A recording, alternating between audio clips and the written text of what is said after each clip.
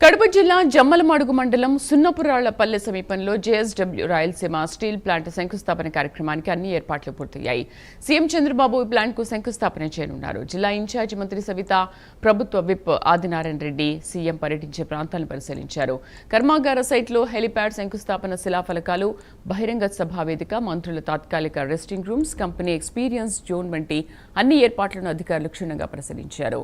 CM పర్యటన కార్యక్రమాలను విజయవంతం చేయాలని అధికారులను కోరారు. రాయలసీమ ప్రజల చిరకాల స్వప్నం జేఎస్డబ్ల్యూ స్టీల్ ప్లాంట్ నిర్మాణంతో నెరవేరుతుందని, ప్రజలు ఇచ్చిన నమ్మకంతో రాష్ట్రాన్ని స్వర్ణాంధ్రప్రదేశ్గా మారుస్తున్నామని తెలిపారు.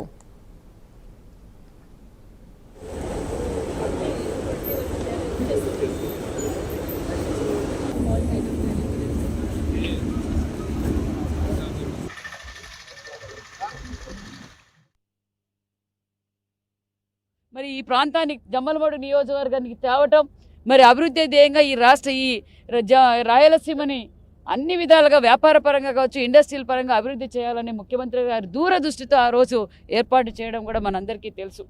గతంలో 5 సంవత్సరాలు నేను రాయలసీమ బిడ్డ, నేను కడప బిడ్డ, నేను పులివెందుల బిడ్డ అని చెప్పుకున్న వాళ్ళు ఏం చేశారో కూడా తెలుసు.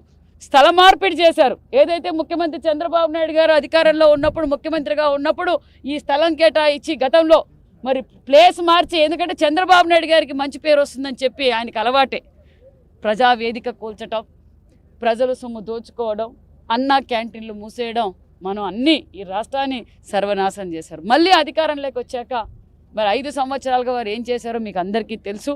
మళ్ళీ అధికారంలోకి వచ్చాక మరి జేఎస్డబ్ల్యూ వారి యజమాన్యంతో మరి స్థానిక శాసనసభ్యులు మరి భూపేష్ కావచ్చు, ముఖ్యమంత్రి గారితో చర్చించి వారి యజమాన్యాన్ని అనేక సార్లు చర్చించి మేము ఉంటాం, మీకు అండగా ఉంటాం, ఎవరు భయపడిచ్చినా ఎవరు బెదిరించినా ఆంధ్రప్రదేశ్ ప్రజలు మీ వెంట ఉంటారు, ఆంధ్రప్రదేశ్ భవిష్యత్తు మరి పరిశ్రమలు రావాలి, రిన్యూవబుల్ ఎనర్జీ రావాలి అని గొప్ప సంకల్పం